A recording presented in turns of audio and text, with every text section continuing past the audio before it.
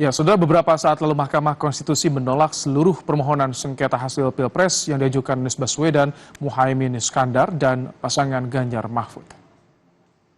Bukti-bukti surat atau tulisan yang tersebut di atas telah Mahkamah memeriksa. Putusan dibacakan Ketua MK Soehartoyo dalam sidang putusan hari ini. Beberapa dalil yang dinyatakan tidak beralasan menurut hukum antara lain soal politisasi bantuan sosial, cawe-cawe ataupun intervensi Presiden Joko Widodo, hingga pelanggaran prosedur oleh KPU saat menerima pendaftaran Prabowo Subianto Gibran Rakabuming Raka sebagai Capres-Cawapres. Dari 8 hakim konstitusi, 3 hakim konstitusi menyatakan pendapat berbeda atau dissenting opinion. Konklusi, berdasarkan penilaian atas fakta dan hukum sebagaimana diuraikan di atas, Mahkamah berkesimpulan, eksepsi termohon dan eksepsi pihak terkait berkenaan dengan kewenangan Mahkamah, serta eksepsi pihak terkait mengenai tenggang waktu pengajuan permohonan dan kedudukan hukum adalah tidak beralasan menurut hukum. Mahkamah berwenang mengadili permohonan aku. Permohonan diajukan masih dalam tenggang waktu yang ditentukan oleh peraturan perundang-undangan. Pemohon memiliki dugaan hukum untuk mengajukan permohonan aku. Eksepsi termohon berkenaan dengan pokok permohonan adalah tidak beralasan menurut hukum. Permohonan pemohon tidak beralasan hukum untuk seluruhnya. Berdasarkan Undang-Undang Dasar Negara Indonesia tahun 1945, Undang-Undang Nomor 24 Tahun 2003 tentang Mahkamah Konstitusi, sebagaimana telah diubah terakhir dengan Undang-Undang Nomor 7 Tahun 2020 dan seterusnya dianggap dibacakan.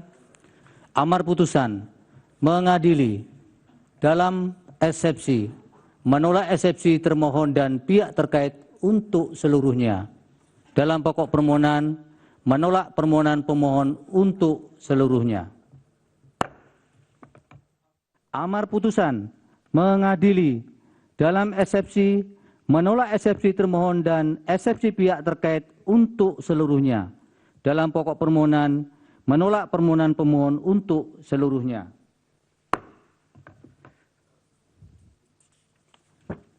Pendapat berbeda terhadap putusan Mahkamah Konstitusi aku, terdapat pendapat berbeda dissenting opinion sebagaimana dalam permohonan nomor 1, yaitu oleh Hakim Konstitusi Saldi Isra, Hakim Konstitusi Eni Nurbaningsih, dan Hakim Konstitusi Arif Hidayat sebagai berikut yang menurut kesepakatan para hakim yang bersangkutan dianggap dibacakan.